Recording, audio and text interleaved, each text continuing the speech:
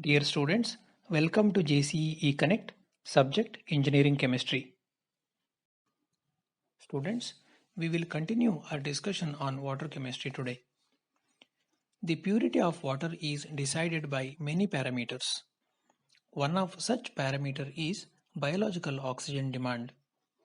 1 liter of water containing biologically oxidizable impurities is kept at 20 degrees Celsius for 5 days.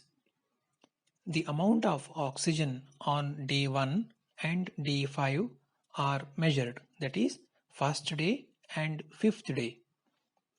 The difference in the amount of oxygen gives an idea about how much of oxygen is consumed for the degradation of impurities present in the water sample. Hence, biological oxygen demand can be defined as the amount of dissolved oxygen consumed by the microorganisms to oxidize biologically oxidizable impurities present in 1 liter of water over the period of 5 days maintained at 20 degrees Celsius.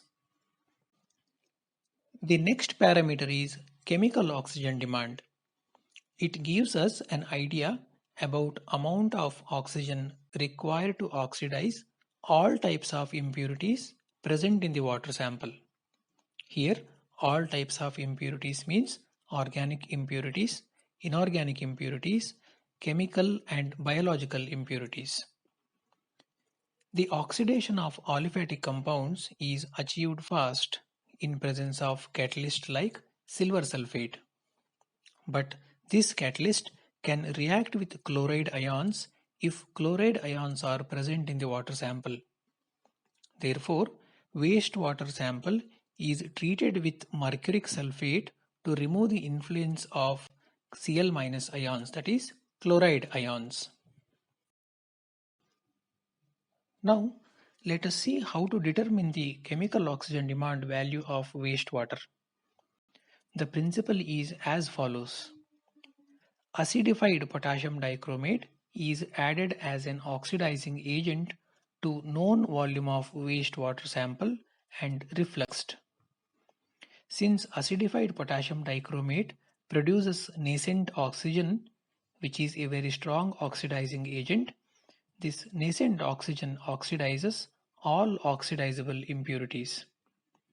The unreacted potassium dichromate is determined by titrating with standard ferrous ammonium sulfate solution. The procedure consists of two parts. First part is back titration. Here, known volume of wastewater sample is added with 25 ml acidified potassium dichromate containing silver sulfate and mercuric sulfate. This mixture is heated for 30 minutes. Then 2 or 3 drops of ferroin indicator is added and titrated against standard ferrous ammonium sulfate solution till reddish brown color is obtained. The burette reading is noted down. The second part of titration is blank titration. Here 25 ml of acidified potassium dichromate is added with ferroin indicator and titrated against standard ferrous ammonium sulfate solution till reddish brown color is obtained. The burette reading is recorded. Students, here we have to observe the difference between back titration and blank titration.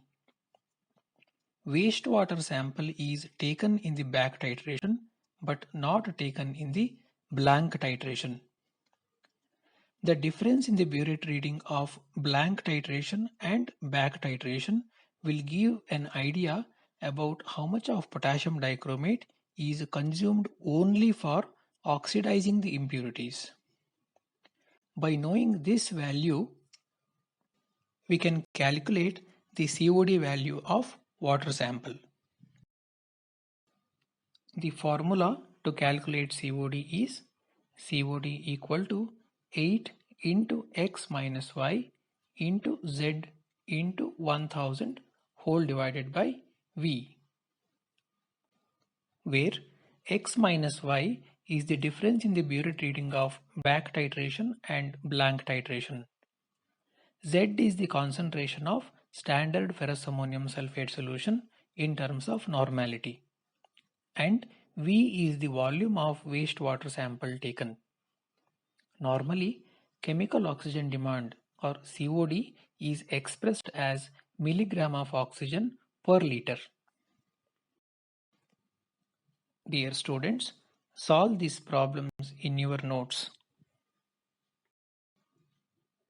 Now we will see how to calculate the amount of sulfates in water by gravimetry method. Gravimetry is nothing but estimation by weight. Here the analyte is converted into a precipitate and its weight is calculated. Example, the sulfate present in barium sulfate can be estimated by adding barium chloride. Here barium sulfate gets precipitated as shown in the reaction. Known volume of water sample containing sulfate ions is taken in a beaker and heated. HCl is added under hot condition followed by barium chloride solution with constant stirring. Now the barium sulfate will get precipitated. The solution is filtered through Wattmann filter paper. The filter paper along with precipitate is transferred to a pre-weighed silica crucible. The filter paper is burnt using an electric burner. After complete burning of the filter paper, crucible is cooled to room temperature and then its weight is noted down. The amount of sulfate is calculated using the formula A into 1000 divided by 200, where 200 corresponds to volume of water sample taken and A equal to W2 minus W1 into 96 whole divided by 233.33. Here W1 is the weight of empty crucible and W2 is the weight of crucible plus barium sulfate precipitate.